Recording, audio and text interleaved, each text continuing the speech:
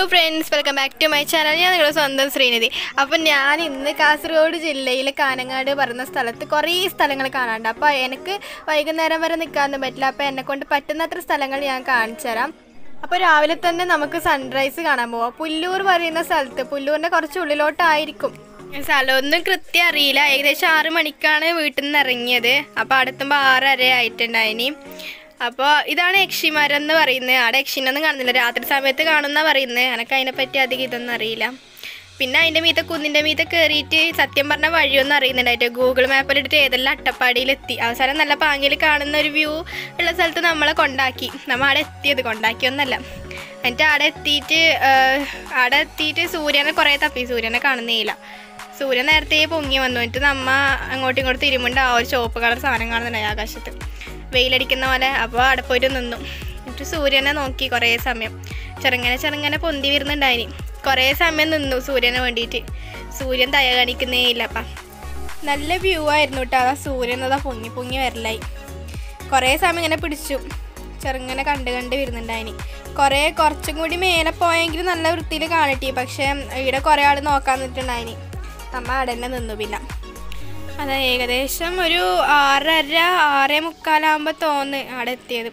കുറച്ച് നേരത്തെ വന്നെങ്കിൽ താഴ്ന്നേ വരുന്നത് കാണാമായിരുന്നു. ഒന്നും കിട്ടിയില്ല. അവിടെ എത്തുമ്പോൾ ലേറ്റായി. കുറച്ച് നേരത്തെ ഇറങ്ങായിരുന്നു. നല്ല ക്ലൈമറ്റ് ആയിരുന്നു. അതായത് ദൂരത്ത് നോക്കുമ്പോൾ തന്നെ ആടെ മഞ്ഞ് നിൽക്കുന്ന ആ വ്യൂ എല്ലാം കിട്ടി. പിന്നെ നല്ല പാങ്ങുണ്ടായിനി കാണാൻ. വരുന്ന വഴിക്ക് കുറേ യക്ഷിമാരെല്ലാം കണ്ടു. പക്ഷെ അതിൻ്റെ ശരിക്കുള്ള കഥ എന്തെന്നറിയില്ല. കുറേ ആൾക്കാർ, അത് മുമ്പത്തെ ആൾക്കാർ അതിനെ അങ്ങനെ വിളിക്കുന്നതെന്ന് ഒരാൾ പറഞ്ഞു. പിന്നെ അവർക്ക് അതിനെക്കുറിച്ച് അധികം അറിയില്ല. അവർ പറഞ്ഞു വയസ്സായ അവരോട് ചോദിച്ചാൽ കുറച്ചും കൂടി അറിയുന്നു. പക്ഷേ രാവിലെ അവിടെ ആരും അങ്ങനെ ഉണ്ടായിട്ടാ. പിന്നെ പശുവിനെ മേയ്ക്കുന്ന ഒരാളുണ്ടായിന്. അവരോട് ചോദിച്ചപ്പോൾ അവരെങ്ങനെയാണ് പറഞ്ഞത്, വയസ്സായ അവരോട് ചോദിച്ചാൽ കുറച്ചും കൂടി ഡീറ്റെയിൽ ആയിട്ട് കിട്ടുന്നു. പിന്നെ ആരെയും കിട്ടാത്തതുകൊണ്ട് നമ്മൾ അതിനെപ്പറ്റി അധികം ചോദിക്കാനൊന്നും പോയിട്ടാണ്. രാവിലെ തന്നെ നല്ല പോസിറ്റീവ് ഫീലായിരുന്നു. ആനിമൽസിൻ്റെ സൗണ്ടൊക്കെ, പക്ഷീൻ്റെ പാട്ട് വരുന്ന സൗണ്ട് എല്ലാം ഉണ്ടായിരുന്നു. അപ്പോൾ നല്ല പാങ്ങുണ്ടായിരുന്നു കേൾക്കാൻ വേണ്ടി. ഞാൻ പക്ഷീൻ്റെ സൗണ്ട് ഞാൻ കേൾപ്പിച്ചു തരാം കേട്ടോ, ഒരു മിനിറ്റ്.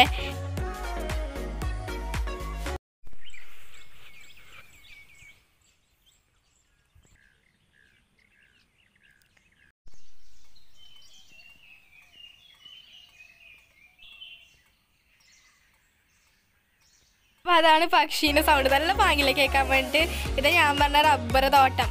ഇവിടെ ഞാൻ വരുമ്പോൾ കുറുക്കനെ കണ്ടത്. പക്ഷെ കുറുക്കൻ പോസ്റ്റൊന്നും തന്നിട്ട. അപ്പോൾ നല്ല പാങ്ങുണ്ടായിന്. ഇവിടുത്തെ വ്യൂ എല്ലാം. അങ്ങോട്ട് കയറണമെന്നുണ്ടായിന്, പക്ഷെ ആരുതെന്ന് അറിയാത്തതുകൊണ്ട് കയറിയിട്ട. നമുക്ക് അടുത്തയിൽ കടപ്പുറം പറയുന്ന സ്ഥലത്ത് പോട്ടെ. ഒരു ബീച്ച് സംഭവം. അപ്പോൾ വെറുതെ കയറാം. സംഭവം ബീച്ചാണ് കേട്ടോ, പ്ലെയിൻ ബീച്ച്. അപ്പോൾ ആവശ്യത്തിനൊന്നും കാണാനില്ല, കടൽ. പിന്നെ ഞാൻ അവിടെ നല്ല സൂര്യൻ്റെ വെട്ടടിക്കുന്നുണ്ടായിരുന്നു. അപ്പോൾ അത് കാണാൻ വേണ്ടിയിട്ട് അങ്ങോട്ട് പോയി. ശരിക്കും പറഞ്ഞാൽ സൂര്യനെ തപ്പി ഇറങ്ങിയെന്ന് എല്ലാവരും വിചാരിച്ചത്. അപ്പോൾ ഞാൻ രാവിലെ മാത്രമേ സൂര്യനെ തപ്പിയിട്ട് ഇറങ്ങിയിട്ട്. അപ്പോൾ ഞാൻ കടൽ വെറുതെ ജസ്റ്റ് കാണാൻ വേണ്ടിയിട്ട് അങ്ങോട്ട് കയറിയെന്നേ ഉള്ളൂ, പോകുന്ന വഴിയായതുകൊണ്ട്.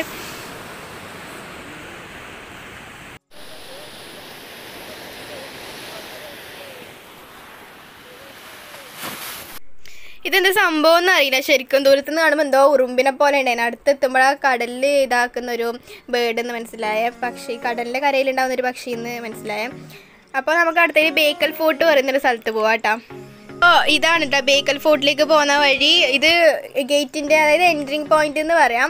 അപ്പോൾ ഇത് മുമ്പ് ഇത്ര ഫുട്പാത്തും കാര്യങ്ങളൊന്നും ഉണ്ടായിട്ട് ഇപ്പോൾ കെട്ടിത്തുടങ്ങിയത്. അപ്പോൾ ഇതാണ് കോട്ട എന്ന് പറയുന്നത് കേട്ടോ. പുറത്ത് ഇത്രയേ ഇല്ലൂ, അകത്ത് നല്ലോണം ഉണ്ട് കാണാൻ വേണ്ടിയിട്ട്. അപ്പോൾ നമുക്ക് കോട്ടേൻ്റെ ഉള്ളിലേക്ക് കയറാം. പോകുന്ന വഴിക്കൊരു അമ്പലം കിട്ടുന്നുണ്ട്. അത് എന്ത് അമ്പലം എന്നറിയില്ല, ഇതുവരെ ഞാൻ കയറിയിട്ടില്ല. പിന്നെ അതിൻ്റെ ഹിസ്റ്ററി എനിക്ക് ശരിക്കും അറിയില്ല. ഇതിൻ്റെ അകത്ത് കയറണമെങ്കിൽ കുറേ പാട് പെട്ടു. ഇതിൻ്റെ അകത്ത് മുമ്പ് ക്യാഷ് എടുക്കുന്നുണ്ടായിരുന്നു. പക്ഷേ ഇപ്പോൾ ഫോൺ പേ, പേടിഎം അങ്ങനത്തെ വഴി മാത്രമേ പൈസ എടുക്കുന്നില്ല ഇവർ. എന്നിട്ട് നമ്മൾ അതെല്ലാം അടച്ച്, ഒരാൾക്ക് 20 രൂപ എന്നാണ് തോന്നുന്നത്. അങ്ങനെ അടച്ച് ഉള്ളിലേക്ക് കയറി. പക്ഷേ പൈസ എടുക്കാൻ കുറേ പാടുപെട്ടു. കർണാടക സ്റ്റേറ്റിലുള്ളവർക്ക് മാത്രമേ അവിടെ വേഗം ആവുന്നില്ലൂ. കേരളത്തിൽ നിന്ന് പോകുന്നവർ പ്രത്യേകം ശ്രദ്ധിക്കും ഞാൻ പറയുന്നത്. അവിടെ പെട്ടെന്നൊന്നും ആവുന്നില്ല ഫോൺ പേ ഒന്ന് ചെയ്യാൻ വേണ്ടിയിട്ട്. അപ്പോൾ അവരോട് ചോദിച്ചപ്പോൾ അവരങ്ങനെയാണ് പറഞ്ഞത് ആദ്യം. അപ്പോൾ ഇവിടെ കർണാടക സ്റ്റേറ്റിൽ നിന്ന് വരുന്നവർക്ക് മാത്രമേ പെട്ടെന്നെല്ലാം ഫോൺ പേ ചെയ്യാൻ പറ്റുന്നില്ലോ. അപ്പോൾ കേരളത്തിൽ നിന്ന് അഥവാ ആരെങ്കിലും പോകുന്നുണ്ടെങ്കിൽ എന്തായാലും ഫോണിൽ പേടിഎം വെച്ചോ. ആ കാര്യത്തിൽ ഒരിതും വേണ്ട, കാരണം അതില്ലെങ്കിൽ അകത്ത് കയറാൻ പറ്റിയില്ല. അപ്പോൾ അതാണ് കേട്ടോ കോട്ട. ഇതാണ് ഇവിടുത്തെ മെയിൻ സ്ഥലം എന്ന് പറയുന്നത്. അപ്പോൾ നമുക്ക് അങ്ങോട്ട് കയറാം. പിന്നെ അപ്പോൾ കുറേ പൂന്തോട്ടമെല്ലാം ഉണ്ട്. അപ്പോൾ അതെല്ലാം കണ്ടിട്ട് മെല്ലെ അങ്ങോട്ട് പോവാം കേട്ടോ. നല്ല രസമാണ് കാണാൻ.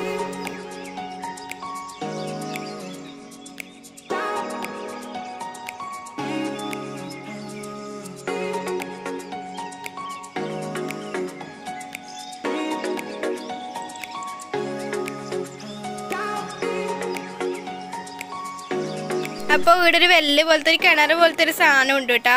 അപ്പോൾ അതിൻ്റെ അടുത്ത് പോവാമെന്ന്. അതിൻ്റെ ഇടയിലേക്ക് കയറിയിട്ട് ഞാൻ പെട്ടത്. അപ്പുറത്തെ വരാനും അല്ല ഇങ്ങോട്ട് വരാനും അല്ല അതെ. അപ്പോൾ ഇതാണ് ആ സംഭവം. ശരിക്കും കാണിച്ചു തരാവേ. അപ്പോൾ ഇവിടുന്ന് കുറേ ആൾക്കാർ ഹൈദരാബാദിൽ നിന്ന് വന്ന ആൾക്കാരുണ്ട്. അപ്പോൾ അവർ നമ്മളോട് സ്പെഷ്യലെല്ലാം ചോദിച്ചു. നമ്മൾ പറഞ്ഞത് ആ കാണുന്ന കോട്ട തന്നെ ഒരു സ്പെഷ്യൽ എന്ന് പറഞ്ഞ് ഒഴിവാക്കി. ഹിന്ദിയിൽ ചോദിച്ചതുകൊണ്ട് കുറച്ച് പാടുപെട്ടു ഉത്തരം കൊടുക്കാൻ വേണ്ടിയിട്ട്. ഇതാണ് ഞാൻ ഒരു കോട്ട എന്ന് പറഞ്ഞാൽ മുകളിലോട്ട് കയറാൻ കാണുന്ന പോലെ ഒന്നല്ല, പിടിച്ച് കയറണം, ഇല്ലെങ്കിൽ വഴുതി വീഴുന്ന ടൈപ്പ് അങ്ങനെയുണ്ട്. എനിക്ക് അങ്ങനെ ഫീൽ ചെയ്തത്. കയറുമ്പോൾ ഇറങ്ങുമ്പോൾ നല്ല ഈസി ആയിട്ട് ഞാൻ ഇങ്ങനെ വഴുതി പോന്ന്. അപ്പോൾ അതൊക്കെ അങ്ങോട്ട് മേത്തെ കയറാം. അപ്പോൾ ഇത് മുമ്പ് ടിപ്പു സുൽത്താൻ്റെ അവരെ യുദ്ധത്തിന് വേണ്ടി നിർമ്മിച്ചതെന്നാണ് പറയുന്നത്. അപ്പോൾ അതിൻ്റെ ശരിക്കുള്ള കഥ എനിക്കറിയില്ല. അവരെന്തോ കപ്പലിൽ എന്തോ സാധനമായിട്ട് വരുമ്പോൾ അതിനെ ആക്രമിക്കാൻ വേണ്ടിയിട്ട് നിർമ്മിച്ച കോട്ടയാണെന്നാണ് അവിടുത്തെ അവർ പറഞ്ഞത്. കാണുന്ന പോലെ നല്ല വ്യൂ ആണ്. താഴേക്കെല്ലാം കുറേ സമയം നോക്കിയിരിക്കും ഇങ്ങോട്ടേക്ക്. അങ്ങോട്ട് മൊത്തം കാണും. ശരിക്കും പറഞ്ഞാൽ 2 ഡിവിഷനാണ് ഉള്ളത്. അതായത് അപ്പുറം കടലും ഇപ്പുറം കോട്ടയും എന്നാണ് പറയുന്നത്. അപ്പോൾ കോട്ട എന്ന് വെച്ചാൽ നമ്മൾ കോട്ടയിൽ കയറാൻ കാരണം നേരത്തെ നമ്മൾ കടലിൽ കയറിയല്ലോ, അതുകൊണ്ട് കോട്ടയിൽ കയറിയ. അപ്പോൾ കടലിൽ കാണാൻ വലിയ ഇതൊന്നും ഇല്ല. കാരണം അവിടെ ഫുള്ളും പിള്ളേർക്ക് കഴിക്കാനുള്ള സാധനമേ ഇല്ലു. പിന്നെ ഐസ്ക്രീം അങ്ങനത്തെ സ്നാക്സ് ആയിട്ടുള്ള സാധനമേ ഇല്ലു. വേറെ ഒന്നുമില്ല. അതുകൊണ്ടാണ് ഇങ്ങോട്ട് നമ്മൾ കോട്ടയിലേക്ക് കയറിയത്. നല്ല രസമാണ് കാണാൻ. അപ്പോൾ കടലിൽ ഞാൻ ചെറിയൊരു വീഡിയോ ക്രിയേറ്റ് ചെയ്തിട്ടുണ്ടായിനി. അപ്പോൾ അത് ഞാൻ കാണിച്ചു തരാം. അപ്പോൾ കടലിൽ അതായത് രാവിലെ നേരത്തെ തിര നല്ലോണം ഉണ്ടെന്നാണ് എനിക്ക് തോന്നിയത്. കാരണം നല്ലോണം ആഴത്തിലുണ്ടായിനി വെള്ളമെല്ലാം. അതുകൊണ്ട് അങ്ങോട്ട് അത്ര ദൂരമൊന്നും ഞാൻ പോയിട്ടാ. അപ്പോൾ ഇതാണ് ഞാൻ പറഞ്ഞത്, കയറുമ്പോൾ നല്ല ടഫ്, ഇറങ്ങുമ്പോൾ നല്ല ഈസിന്ന്. അപ്പോൾ സംഭവം നല്ല പാങ്ങുണ്ടല്ലോ കാണാൻ വേണ്ടി. നല്ല ഗാർഡനും പിന്നെ ഇരിക്കാനെല്ലാം എല്ലാ സ്ഥലത്തും ഇതെല്ലാം വെച്ചിട്ടുണ്ട്. പിന്നെ കാസർഗോഡുള്ളവരോട് പ്രത്യേകിച്ച് പറയണതില്ല, എല്ലാവരും വന്നിട്ടുണ്ടാവും ഈ സ്ഥലത്തേക്ക്. അപ്പോൾ ഇനിയും കാണാൻ ആൾക്കാർ ബാക്കിയുണ്ടെങ്കിൽ ഇവിടെ എന്തായാലും വന്ന് കാണണം. നല്ല സ്ഥലമാണ് കാണാൻ വേണ്ടിയിട്ട്. പിന്നെ അങ്ങോട്ടെല്ലാം കുറേ ഉണ്ട് കാണാൻ. അപ്പോൾ നമുക്ക് പോകുന്ന വഴിക്ക് അങ്ങനെ കണ്ടുകൊണ്ട് പോവാം.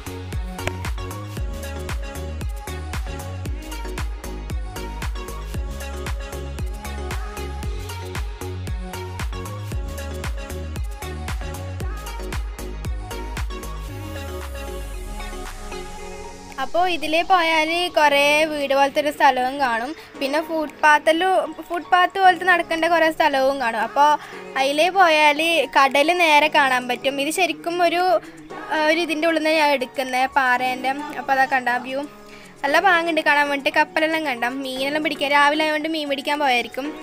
അപ്പോൾ നല്ല പാങ്ങുണ്ട് എല്ലാം കാണാൻ വേണ്ടിയിട്ട്. നല്ല വ്യൂ ആയിരുന്നു. അപ്പോൾ കാണാത്തവർ എന്തായാലും മിസ്സായിക്കൂടെ, എന്തായാലും കാണണം.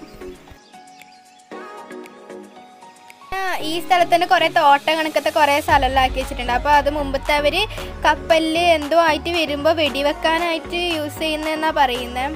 അപ്പോൾ അതിൻ്റെ ഉള്ളിലാ കണ്ട തോട്ടം. അപ്പോൾ അതിൻ്റെ ഉള്ളിൽ വെടിവെക്കാനായിട്ട് യൂസ് ചെയ്യുന്ന പറയുന്നത്. അപ്പോൾ ശരിക്കും അറിയില്ല.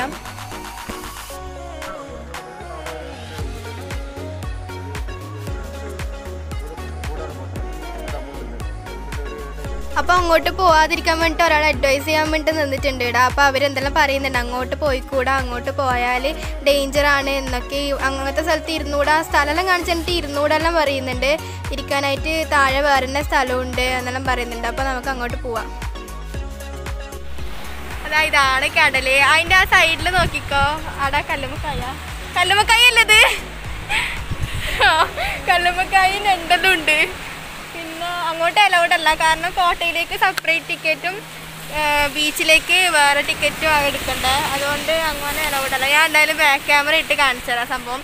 പിന്നെ എന്താ ഇങ്ങോട്ട് ഒരു വഴിയുണ്ട്, ഇതാ ഞാൻ ഇപ്പോൾ കയറി വന്ന വഴി. പിന്നെ അങ്ങോട്ട് ഇതാ കോട്ട ഇതല്ല, ഇത് പുറത്തത്തെ ഭാഗം. ഞാൻ ബാക്കി കടൽ കാണിച്ചു തരാം. അതാണ് കല്ലുമ്മക്കായി എന്നാ തോന്നുന്നത്. പിന്നീട് ഒരു ഞണ്ടുണ്ടായിനി, ഇവിടെ ഒരു നെണ്ടുണ്ടായില്ല, കുറേ ഉണ്ടായിന്, ഇപ്പോൾ കാണുന്നില്ല. പോയിന്ന് തോന്നുന്നു.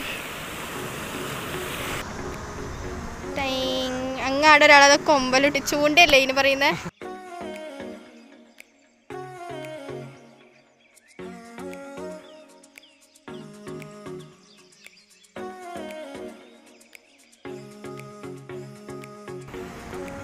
കടലത്തെ വെള്ളമല്ലേ ഇത്? ഇത് കല്ലുമ്മ കൈയൊന്നല്ല, അത് വേറെന്തോ കറയാന്നാ തോന്നുന്നത്.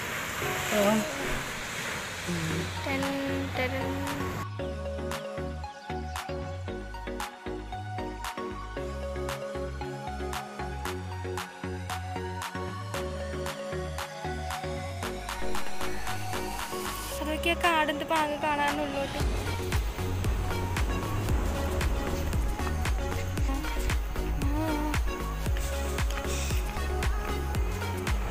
ഇരിക്കാനുള്ള ഭയങ്കര സെറ്റപ്പല്ലോ.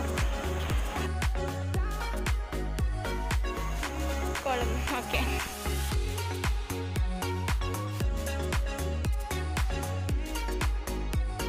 അപ്പൊ നമ്മ ആദ്യം മേലോട്ട് കയറലായി. അപ്പുറത്തുനിന്ന് ഇങ്ങോട്ട് വന്നു. ഓടുത്തു വഴി ഇതില്ലേ, ഓടുത്തു വെയിലത്തൊന്നും കാണുന്നില്ല. ഇതന്നെ ഇനി മേലോട്ട് അങ്ങ് എത്തണം. അപ്പോൾ വീഡിയോ വൈൻഡപ്പ് ചെയ്യാൻ സമയമായി, കാരണം നല്ലോണം ലേറ്റായി. അപ്പോൾ വീട്ടിൽ പോയിട്ട് എണ്ണം കൊടുക്കണം. അതുകൊണ്ട് ഞാൻ ഈ വീഡിയോ വെച്ചിട്ട് ഇവിടെ വൈൻഡപ്പ് ചെയ്യുന്നു. Bye bye, പോലായി.